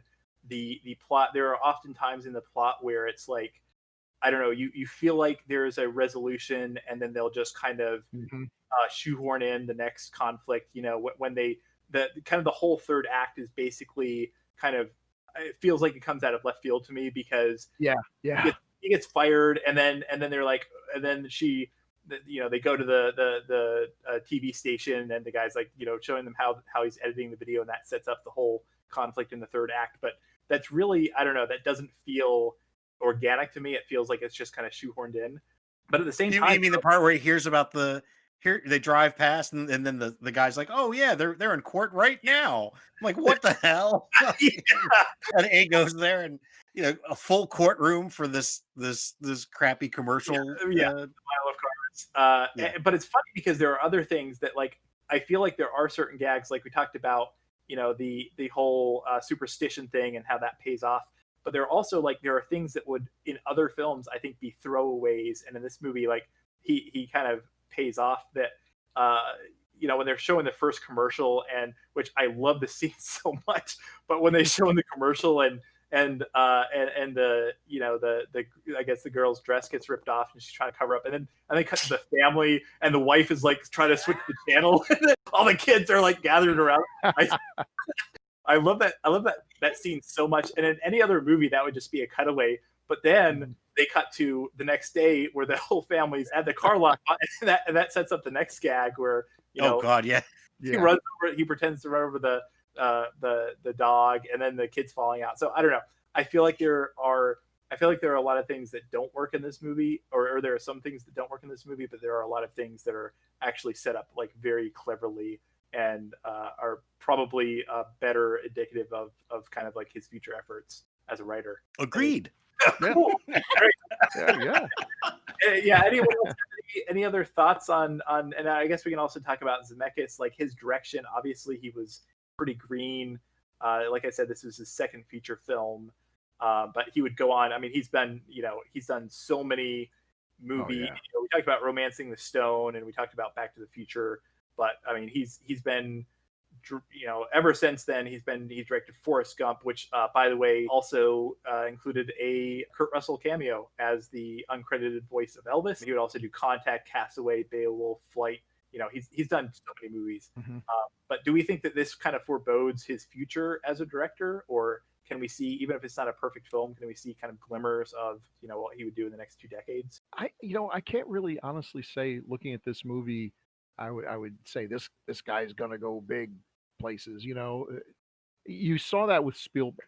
You look at like Spielberg's early stuff, and you're like, yeeks, this guy's so young and so self-assured and everything. But it's always hard with films. It's so tough with films to really make a judgment call on these things because people don't realize a lot of the credit we give to the director belongs to the editor. And a good editor can fix, they can improve a bad film. A great director can be destroyed by bad editing. There's such a symbiotic relationship. I don't really see anything in this that makes me say this guy's going to be great, except for the fact that it is like really just about his first film, and it is his first film, and I think he pulls it off pretty well. That he handles it well. It's a dark comedy that can go wrong real fast, but I think he keeps the tone light, and everything. Everyone hits their marks. I don't, when I watch a Zemeckis film, and I love Castaway. That's actually one of my just personal favorite films. And I don't really see watching it, oh, that's the Zemeckis touch, He's not a director who has this personal stamp that, you see, oh, lens flares, that's got to be J.J. Abrams, There's nothing like that yells Zemeckis, but he makes good films. I'm not saying he's a hack or a journeyman. It's just that his technique is not as flashy, it's not. There's the Hitchcock kind of directors where you see it and you go, oh, this is a Hitchcock movie. You don't need to tell me, I can tell it's a Hitchcock movie. And then there's some who don't have that, and that's not necessarily a bad thing. It's just a different style. Right, it's not. He doesn't have like grand signatures that you're going to say. Exactly, that's what I'm trying to say. Signature is an excellent word. Oh, speaking of pulling it off, I want to actually jump back to when we were talking about cast, because there's one other cameo that we forgot to mention, which was, see how I did that? Well, I haven't done it yet. The stripper that's next to Kurt Russell on the car is Betty Thomas. What? Yeah, the stripper who has like the little bunny pasties. Yes, Betty Thomas. Yes, Betty Thomas from Hill Street Blues, but also became Betty Thomas. She's also a director. She was a director of a bunch of comedies in the 90s, including like the Brady Bunch movies, which were hilarious. She made the Howard Stern movie, I think. Oh yeah. So she went on to do that. But yeah, it's Betty Thomas, and she's having a ball. If you look at her face in that, it's really, because the first time I was like, well, holy shit, that's Betty Thomas. What's she doing? So yeah. Sorry, I had to go back to that since I was breaking up back when we were. Everything else. Thanks for the tip there. I really I'd forgotten about that. I was like, hey, take it off. Wait, that reminds me of strippers. Well, it's funny too that you mentioned film editing, because I know I mentioned this earlier, but I think that this is, film editors. No one I think who doesn't work in film probably has no clue what they do. I've edited stuff just for fun, and I still have no idea what an editor really does. But so this was edited by Michael Kahn, who I think might have the most impressive filmography of anyone who's ever worked in film. Let me just read off. So I guess he had been working with Spielberg since Close Encounters. So let me just really quick. So this is a list of the films that he has edited in his career. Close Encounters of the Third Kind, Eyes of Laura Mars, 1941, Used Cars, Raiders of the Lost Ark, Poltergeist, Indiana Jones and the Temple of Doom, The Goonies, The Color Purple, Fatal Attraction, Empire of the Sun, Last Crusade, Always, Arachnophobia, Hook, Alive, Jurassic Park, Schindler's List, Casper, Twister, Jurassic Park 2, Amistad, The Haunting, Saving Private Ryan. I'm not going to go through. There are a bunch. Of, yeah. Wait. Oh, yeah. Twister. Yeah. Oh, wow. Yeah. Oh. So he has probably, and it's funny because I had probably looked at his like page before in the past, but it's actually funny when you go back. You were talking about a great director being elevated by a great editor, and if you look at he's I think almost every film that Steven Spielberg has done since the 70s or early 80s has been edited by him. And so obviously, like, I think that a lot of that, and I was talking about the difference between, or what I feel like is a big difference between comedies in the 80s and now, is comedies in the 80s were often made by people who were shot and edited by people who were not necessarily just worked on comedy. So a lot of them don't just look like, oh yeah, that's a comedy. And then I also mentioned the cinematographer Donald Morgan. He hadn't done a ton of stuff, but it's kind of interesting. Did a couple of Carpenter films, Starman, and also a few years before this, he shot the TV movie Elvis, starring with Kurt Russell as Elvis. Yeah. So I don't know. Yeah. Any other thoughts on any? I know I'm kind of rambling at this point, but any thoughts on the writing, directing? I think that's a good point though that you brought up about Zemeckis. He's made some great movies, but I'm not sure if you showed me one of his movies blind, I couldn't necessarily tell you it was a Robert Zemeckis film. Yeah, especially if you watched it blind, it would really be hard to say. Which something. Yeah, yeah. But if, as a writer, maybe that almost sounds like the kind of director I'd want to have turning my story into a film where everyone doesn't say, "Oh, that's Steven Spielberg. He's a great storyteller." It's like, "Yes, son of a bitch, I wrote the script." That he wants, and I mean, this can go in a direction. I mean, I think Ron Howard seems like a lovely guy, and his movies are competent. His movies they're put together well, and there's nothing bad about them necessarily. But if I hear Ron Howard, they brought in Ron Howard to fix Solo, I'm like, okay. I'm not expecting greatness here. I don't really expect a great film, Ron Howard. He may surprise me. I think he's going to do a fine job and give you a good film. But I don't think you're going to ever get a great film. Zemeckis has made great films. Sorry, let's be clear. I believe Ron Howard directed Willow, and if we want to talk about great films, that is up there in the pantheon of greats. So, okie dokie, Willow. Anyone listening who would like to leave comments about this episode, about Bill Willow, please go ahead. Yes, please. The Willow. Do our next one on Willow? Club. Am I going to get 30 postcards from the entire Willow fan club? Oops, sorry. Do you really think Willow is better than Legend? I'm kidding. I love Willow, but I'm kidding.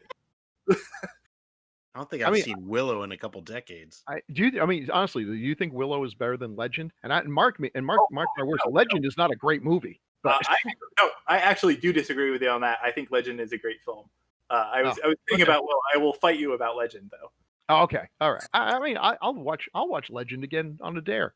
We can make that our next movie for all I care. It's got Tom Cruise, but it's also got Tim Curry, so it cancels out. Hey, look, love Tom Cruise. He's crazy.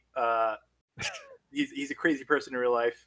He'll probably sue me for saying that, but honestly, best actors working today. So yeah, you're surprised. I think we're getting off track here. We are. I know totally it's a surprise, but yeah. Well, because we've talked about this movie longer than the movie, so that's what happened. We talked about, like I said, no one really talks about this movie. I think we've now, and I know it's yeah. Sorry, go ahead, Bill. No. I said we fixed that problem now. Yeah, so we've probably done the first and only podcast ever on used cars. So I don't know. Let's just sum up. Like I think there's probably not a lot of talk or a lot to talk about in this section, but just talking about like franchise and legacy. Does anyone feel like this film? I'm thinking no, but does anyone think that this film had any impact whatsoever on comedy in the 1980s? I'd love to make that argument because it's always fun to make that argument. If there's any film school kids out there who are looking for a paper to write, and you got to come up with something semi-plausible, you could hold this up as an example of film. I think a smarter way to go would just be to say this film is a devastating critique of capitalism, and then go on and do that, and your professor will probably like it. But I don't feel like it got enough attention, or like you said, it really did seem to slip through the cracks for a film as good as it is. Yeah. Everyone likes it, but no one ever talks about it. And it will show up on those, here's 10 films from the 80s that you probably haven't heard of. And almost all of them are not only films you've heard of, but they're like your favorite films. Like they these writers who actually, I guess they were born last year, and they really think, here's a film you probably haven't heard of, The Thing. It didn't do very well, but it's really good. You're like, oh my God, that's everyone's favorite horror movie from the 80s. You're an imbecile. But, I don't know why this one fell through. It is a dark comedy. And dark comedies, you know, they're kind of hard to make work, but I think it does. I don't think there's not really anything groundbreaking. It's just a good movie. Yeah. Yeah. It's not raunchy enough to be a raunch fest. It's not silly enough to be an airplane style slapstick thing. And I guess that's really the style And that people are it's going nobody's. Well, I guess you're talking about maybe the writer, but I mean, as far as actors go, it was nobody's springboard movie, right? Like this didn't catapult Kurt No, I Russell don't into know. the limelight. Yeah, I mean, and I think part of that is the fact that it failed so badly. I think at the top you were mentioning, Bill, about this coming out right after Airplane, and apparently that is, you know, we talked about, you can credit a million things with any film failing, but apparently that's one thing that I guess the film historians have kind of determined is probably one of the worst decisions that they made. Yeah. It does feel like more than anything, like this film had like zero impact on the genre. It does feel like there are a lot of like critics who actually remember this fondly. I was reading, I guess like Leonard Maltin has, there's a quote I pulled off of Wikipedia where he said, "I love to use cars, and I'll never really understand why they didn't become more."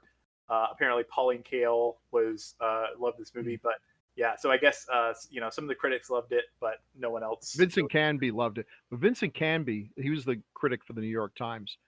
He was a ball buster extraordinaire, and yet he found everything funny. He gave good reviews to comedy movies that people hated. You know, he'd go see The Fiendish Plot of Dr. Fu Manchu and be laughing his ass off every time Peter Sellers opened his mouth, you know, which I envy him. That's a great thing to find even Adam Sandler movies hysterically funny, because the world needs more laughter. And someone is like, I laughed my ass off. People, oh, you laughed at that movie? Like, yeah, man. Why are you looking down on them? This person has joy in their life. I wish I could laugh at all those stupid Adam Sandler movies, but I usually don't. I heard the new one's actually pretty funny, so I'll give it a try. I mean, I like to laugh. I'll give anything a try. I think maybe I that laughed a might lot be- at Uncut Gems. That was really fun. There you go. Yeah. Oh, damn. Yeah, that was his funniest movie. Oh yeah, yeah. That'd be Alan. That'd be an Alan line. It's like, I haven't laughed this hard since Requiem for a Dream. And then he walks on and says something else. And Paul That and Paul reminds and me I of are my just like, teenage years. yeah, we'll just be staring at each other like, wait, did you hear him say the same thing I heard him say? And then we got to like run and chase him down. It's like, explain yourself, Mr. Man. But I think the problem with this movie, when a comedy bombs, it gets the stench of death about it. Because if you make a horror movie and people, like The Thing, well, they just weren't ready for it. It was too extreme. They'll catch up. You make a drama, people just weren't ready. They didn't appreciate it. Movies can be rediscovered. When a comedy, you can kid yourself that you made a great movie and the audience just didn't get it.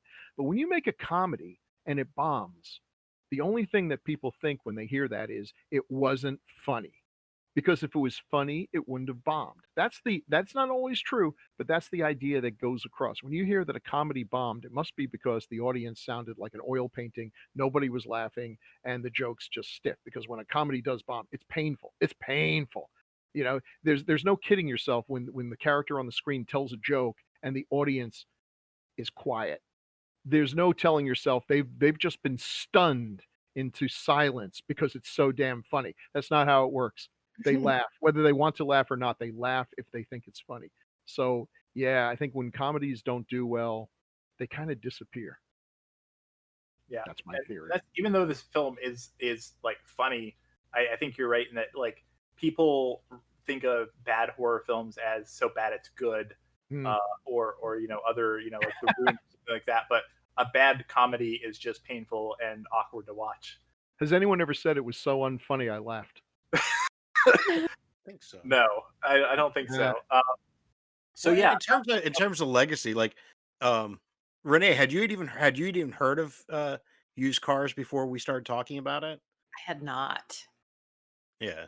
So I mean, it's not necessarily widely known by a lot of people. Yeah. Maybe we'll fix that. There you go. The question now, Renee, is: are you going to be one of those people who's like, "Oh, have you ever seen Used Cars? You should really watch it. It's funny." I absolutely am going to shame people if they have not seen it. Good. Well, another thing, I don't know, like as far as rewatchability goes, it's not a comedy that I would probably watch again. Mm-hmm.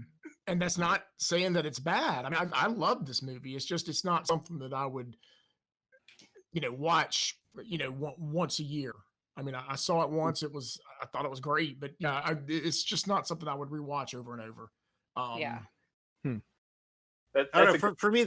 For me, there's certain scenes that are always I could watch them a million times. Certain parts of this movie, like the scene where they I'm doing air quotes here, run over Toby to sell the car, like the used car commercial where he's shooting up the cars, where apparently they really did use real buckshot, and Oh yeah. and this, and of course again the $50 for intercolor. There's certain scenes I could watch over and over again. The whole thing, like, it does eventually, because the plotting is a little weird in terms of it's a little convoluted in the second half, to say the least. The thing we left out also is talking about this huge cattle drive of cars across the desert. It was very Mad Max-esque, rather. Yeah. Yeah, I was gonna say that I was thinking the same thing. Like, it's kind of funny that there are action scenes throughout. There's like the scene where he's like driving and trying to kill Fuchs in the car. But then at the end, it just becomes this straight out like almost off-road Mad Max type movie. Right. So they're jumping between the vehicles and all that, and our next movie should be the Blues Brothers. So we're going to be doing a theme of car chases. Yeah, car movies. Yeah, and we'll end with the car. There we go. Well, obviously, do we throw Killdozer in there? Why not? Obviously, the film kind of failed at the box office, so we never got Used Cars 2. But one thing I didn't realize this, and I could not find any information about this online. So I don't know if this is something that you can like find, or it's probably better left buried. But apparently they did try to reboot this in 1984. They filmed a pilot for an unproduced television show, like a half-hour comedy, just called Used Cars. And interestingly enough, the pilot starred some of the people from the movie. Deborah Harmon was in it as the same character. Frank McRae was in it. Michael Talbot, who we actually didn't talk about, but I love him in this as Mickey the mechanic, where he's like, "I don't know, old man, $2,400." He was as the same character. So again, couldn't find any information whatsoever. Couldn't find probably for the best, because when I went and found a few years ago, I went and found someone had put the Clerks sitcom pilot. I was like, man, I wish I hadn't watched that. But I'm kind of interested now to see if this is something that like still exists anywhere. But obviously it didn't get picked up, and like the actual film, kind of faded into obscurity, I guess. Yeah, it's so tricky turning a movie into a TV show. I know they all have dreams they're going to have the next MASH, but more likely they're going to have all the spin-offs of MASH that disappeared and after MASH. After MASH. Oh Lord. Talk about now, something that is kind of funny, if you look at that, if you look on IMDb, the short has a slightly higher rating than the movie. Yeah, well, that's the thing I was looking at, because I was like, okay, there are, I think, 11 ratings on IMDb. Yeah, there's 11 versus like 1,600, so maybe a little skewed.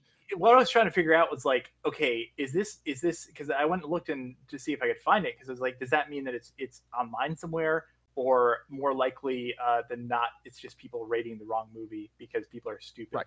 And that's probably it. Yeah. Which now that I look at it, I rated the short, not the movie. No, I'm just kidding. I didn't go out. But hey, if anyone is listening, well, actually, if anyone's listening to this podcast, period, great.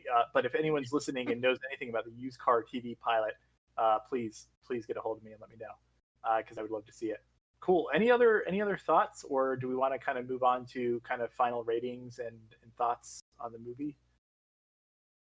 I think let's move on. Let's do it. Well, Paul, let's start with you. If you were to rate this film out of 5 VHS tapes, what would you give it?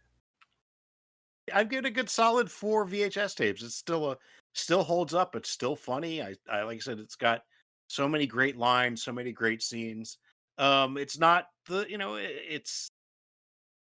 it's a good funny comedy. I mean, it didn't have lasting impact, but I watch it again and some good belly laughs out of it. So yeah, that would be 4 out of 5 VHS tapes. Great. How about you, Alan? Did this hold up for you after watching it again after so many years? Yes, it did. And I also, since you're going to be editing this over and over and over, I did want to remind you that October 15th is the deadline for our 15-second short. And on top of that, I would like to give this 4 out of 5 VHS tapes. Great. Yep. I will have that to you by the deadline, Alan. And thank you for reminding me. In fairness, Alan, you're asking the man to edit an entire 15 seconds.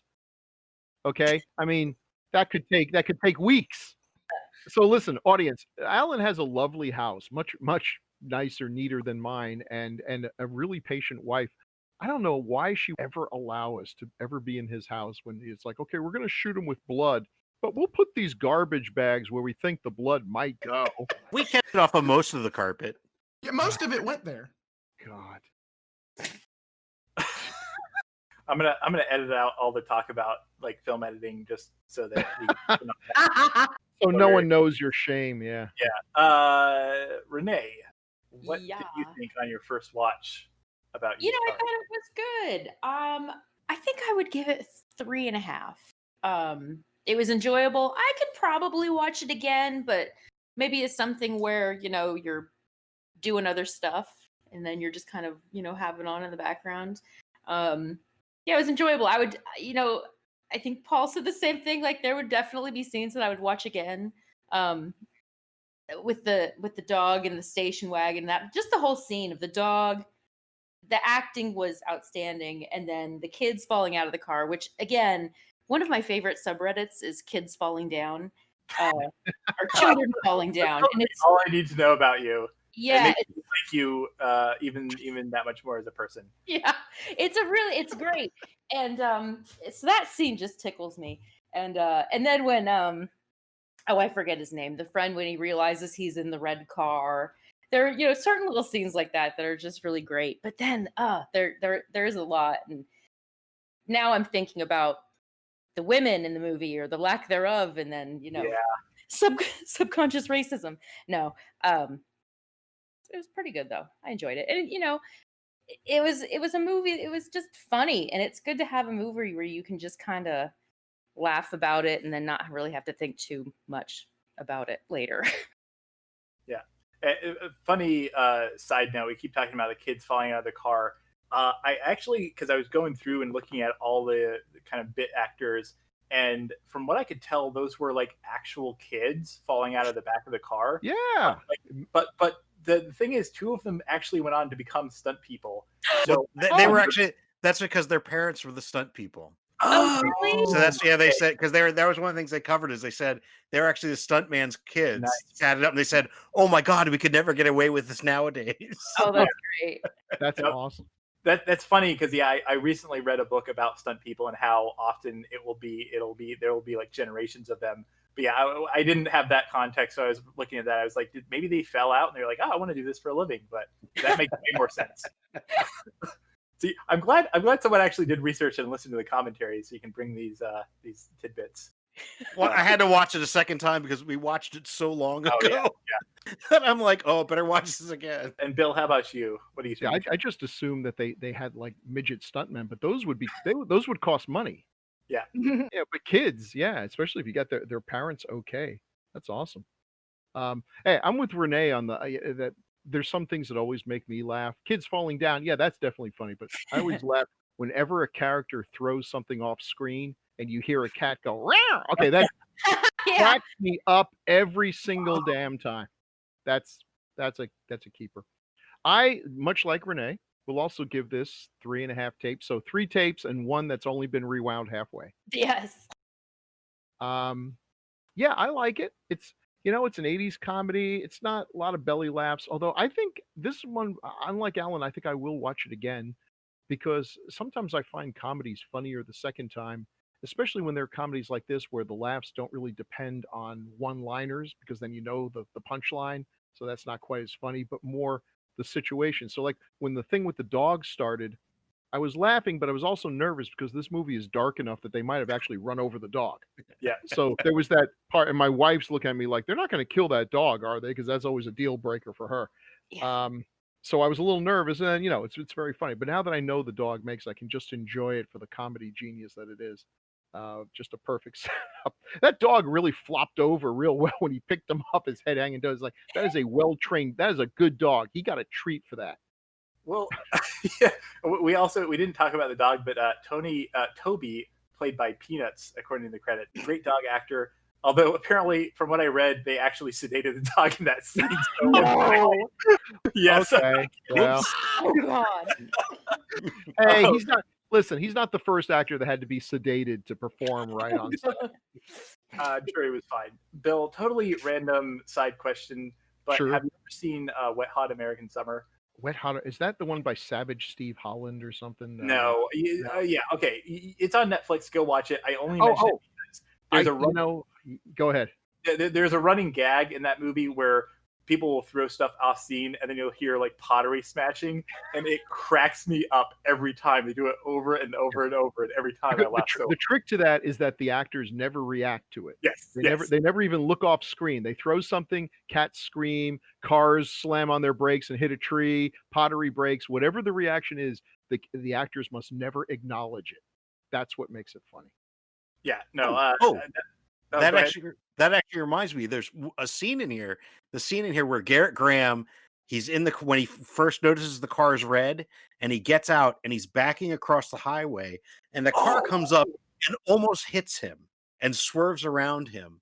But that was all done practically, and Garrett Graham didn't even realize how close the car came to him. And if you watch it, it's terrifying. Go back, and it's like if he had just like tripped, there would have been no more Garrett Graham. He would have been smushed on the highway. No, I did notice that. Yeah, I totally had forgotten about that scene, but I kept expecting the car to like slow down or something, and then it almost sideswipes him. Yeah. Yikes. Yeah. Speaking of things you probably couldn't get away with these days. You know what? Listen, when Kurosawa needed Toshiro Mifune to look like he was being shot at by arrows and thrown of blood, he shot arrows at him. That's what they did back in the day. That's how you got good reaction from actors, prima donnas.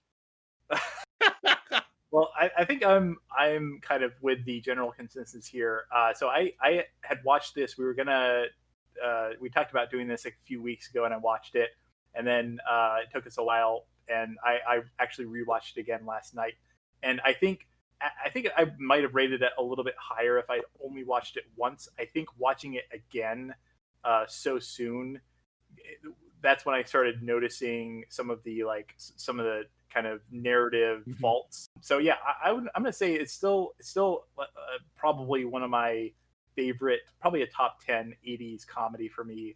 I am definitely gonna say this is like a three, like you said, three tapes and one rewound tape that's gonna cost someone some money to get rewound at the store. But yeah, I think it's a solid movie. I think it's a solid comedy.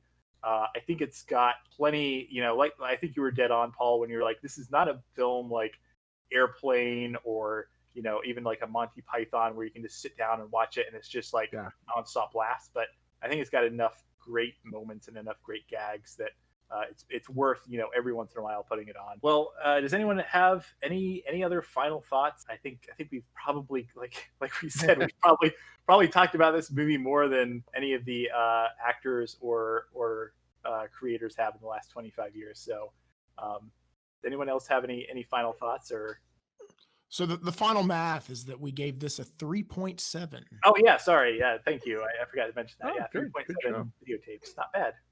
So almost got that fourth tape rewound, not quite. Well, and I think that is if you go by, let's see, it's still a higher rating. I was kind of surprised it only has like a 6.8 on the IMDb, but that just shows that people don't have taste. Cool. Well, yeah, it's been fun. I know that it's kind of I never thought that we would talk about a comedy because comedy is so subjective and so difficult to talk about, and it's very hard to like dissect. But I had fun talking about this one. Hopefully maybe one or two people watch this movie because they see this, and hopefully they enjoy listening to us discuss it. Does anyone have any? I know this is a common podcast thing. Does anyone have anything they want to plug before we leave? I know Bill always does because he's on like a million podcasts. Oh, well, that's true. Yeah, that's about the only thing you can do safely these days is podcasts. Yeah. Decades of Horror at gruesomemagazine.com. We do Decades of Horror the 70s. Let's see, we're going to do Dr. Phibes Rises Again, and Decades of Horror the 80s, and we're going to do Ms. 45. So those will be coming up pretty soon. And given the timing of this episode, those are probably already out. Those came out months ago, and you'll find them in the archives. Oh, cool. Well, if no one has anything else, thanks everyone. Thanks for listening to the two of you who made it all the way through. We hope you enjoyed the episode. Good night, folks. Good night. Well, hopefully you enjoyed our discussion about used cars, and if you did, we'd love for you to leave us a review wherever you listen to podcasts, or hit us up on Twitter at VideoJunkiesPod. That's VideoJunkiesPod. You can also find us online at www.videostorejunkies.com. We'll be back in 2 weeks to talk about a whole different type of used cars, the kind you can only find in the post-apocalyptic wasteland of The Road Warrior. In the meantime, don't forget to rewind those tapes. Good night. Well, these people did.